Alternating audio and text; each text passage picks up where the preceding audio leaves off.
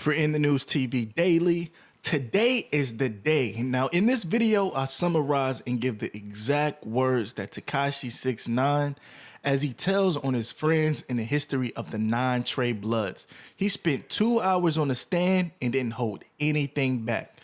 You need to watch this video. Like this video before watching because it's a great video, and with the bell notifications on so you don't miss anything. I post exclusive videos, so as soon as they drop, it comes right to your phone. Now let's get into the news. So now in this video, I tried to summarize and leave out certain things, but just bear with me and put 2 and 2 together with my words and my phrases. But it makes sense for anybody that's a fan of 6ix9ine. They understand what I'm saying or what I'm insinuating saying that 6ix9ine is saying during the summary. Now, just yesterday, September 16th, the jury selected 16 jurors who will remain nameless. Now, before the testimony started today, the judge acknowledged that several people were late to the trial. Now, early on the testimony this morning, September 17th, this is the first morning of proof in the trial, and Anthony Ellison for allegedly taking Daniel Hernandez, also known as Tekashi 6ix9ine.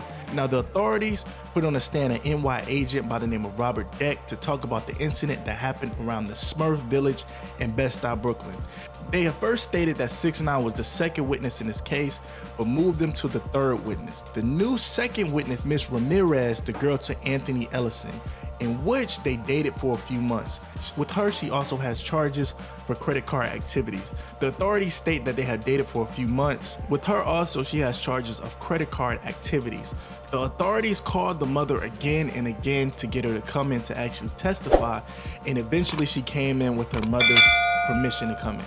She also noted that Ellison might do something to her, but the judge quickly instructed the jury not to consider it or pay attention to it. Now, during the conversation, she admitted that she had conversations with Ellison and that he admitted that he was happy that he was getting fame off of social media for being the person responsible for taking 6ix9ine back in July of 2018. So they did break up, but then they kind of kept contact with each other while he got locked up. So he was happy, feeling good that he had the clout for actually being responsible for something that had something to do with 6ix9ine. During the conversation with the judge, he mentions the lunch hour, which will come soon. Now, while they were interrogating or talking to Ms. Ramirez, she admitted that she was very uneasy about the situation. She claims that she doesn't know what will come after her actually telling on her old friend. Now, the authority figure, Robert Deck, takes the stand. Like I said, 6ix9ine is the third one. Now, Deck says that he worked for the 81st Precinct as a detective squad in the county of Kings. Deck said his route included the Smurf Village, a low-rise housing project on 4th Street in Brooklyn. On the night of October 24th, 2018, it was a lot of activity that night. It started out around 8:50 p.m. when someone got their face buck 50. You guys do the math on what I'm talking about. Now, Deck found a person who was hit in the back and couldn't move. They found shells on 1700 Fulton Street. They took a break and came back around 1 p.m. Now, according to the U.S. District Attorney, Jonathan Behold, he says that the 9 Treys are proven to be responsible for a lot of things. He said in the coming days you'll learn about the slang of the crew and the internal problems that they have. They're trying to tie Ellison with that incident that happened on October 24th and then actually a taking of 6ix9ine in July. Now, the other guy in the case, Mac, he's accused of being linked to selling e-pills, and he also tried to have a top-ranked member of the crew handled. Now, the attorney claims that it will be proven by the testimony of the authorities and the actual doctor who looked after 6ix9ine after that incident happened. He also says that a cell phone tower shows records where Ellison was, and they also have wiretaps proving of the dealing. Then you'll finally hear the testimony of Hernandez driver, that's 6ix9ine's driver, along with others. Now, Mac's lawyer, his name is Alex Holt, says this case is just trying to make my client a guilty by association. This case is about labeling 9 Trey. The lawyer then compares 9 Trey to a college fraternity. He says that if someone from another school does something with the same fraternity, and he's saying that that doesn't make that one person responsible since they are part of the same attorney. He also tells the court that you'll hear the first witness, Daniel Hernandez, also known as 6ix9ine, who is described or labeled himself as the King of New York, and he had a lot of beefs on social media. He says that 6ix9ine doesn't know Mac, and he just knows of his doings, and that everything is hearsay. His lawyer also says that the taking of 6ix9ine is definitely not real, and it was something made up by the rapper to promote his music. Now, speaking of 6ix9ine, this is where everyone wants to hear. He officially started to speak on the stand around 2:10 p.m.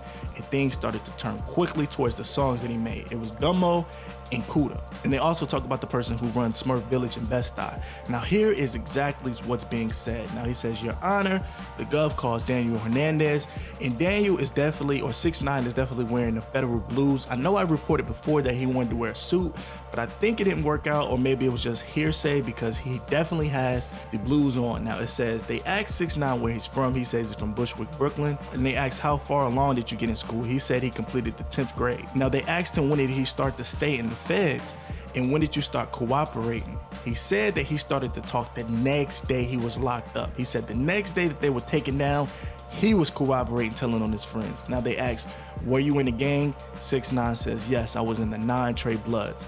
He was also asked, do you recognize anyone in the court? Now this is when 6ix9ine says, yes, I know Anthony Ellison, he has a gray suit on, and I know Mac, he has a brown suit on.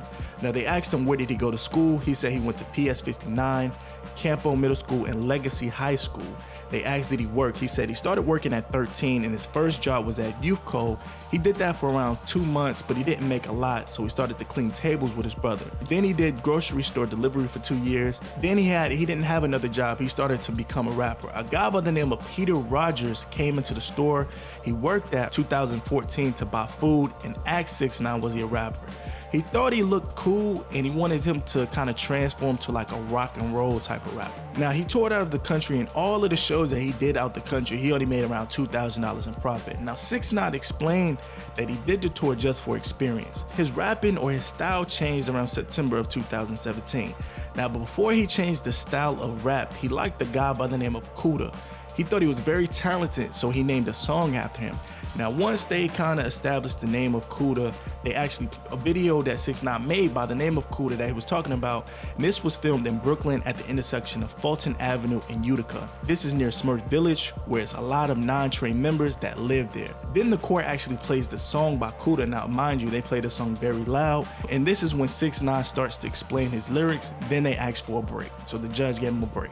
So now, picking up from the last segment, it started to run around like a little bit past 4 p.m. Now 6ix9ine started to describe the structure of gangs in the streets and being locked up all together, basically how they all tied together. I started to ask, when did you become a member of 9 Trey? He said November of 2017. Now they were asking him, how were you welcomed in? And 6ix9ine said you had to hit your 31. Now 6ix9ine explained what 31 meant. It's usually $1.50 to someone's face. Now 6ix9ine says he never did it, but he had to keep making hits and providing financial support to his gang, and he had to supply money for the strap. In return, that 9 Trey, 6ix9ine said that he admitted that he helped gain his career to new levels. He got the gang credibility and protection from the gang. They then asked 6ix9ine if he would demonstrate the handshake for 9 Treys. 6ix9ine said he would have to do it with another person to show the handshake, but then he started to do it with both of his hands. He stood up so the jury can actually see him doing the demonstration. He said he learned the initial handshake from doing it with his former manager by the name of Shotty. He said that the 9 with the index finger and your thumb.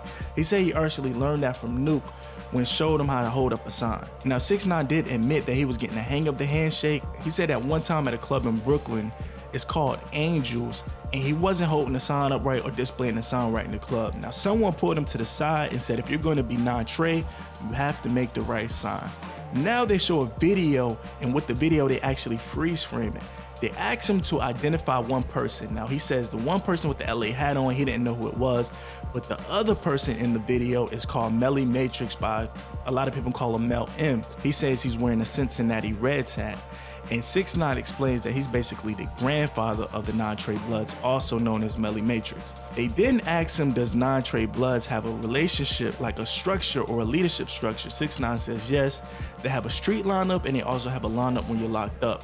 He explained the lineup while locked up is definitely a higher status than a person in the streets, which kind of didn't make sense to me. Now 6ix9ine explained that the levels of the lineup in the street, it goes from the G-Father, the Twins, and then the last one is the 5-star General. He says Melly Matrix was definitely the father. Right under Melly Matrix was Shotty, And then there was another guy he was a 5-star member. His name is Saquo Bill. 6ix9ine explains that Shotty taught him that if he would take care of the people who are locked up behind the wall, that they would definitely take care of him.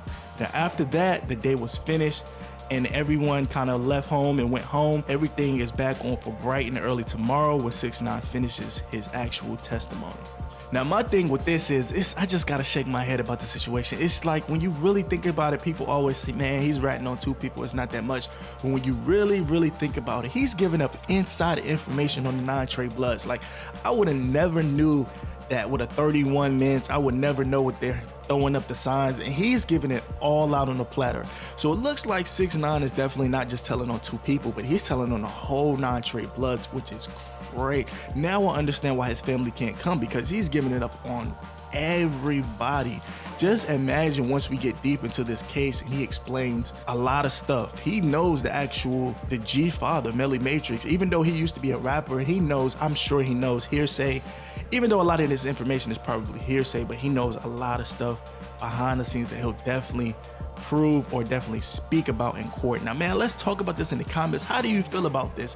Me personally, man, I'm not gonna lie, I feel like I lost a lot of respect for 6ix9ine since this situation. Now make sure you comment below, tell me what you think, and vote at the top right of this video. I'm in the news with it, and I'll catch you tomorrow once we get on day 2 of the testimony.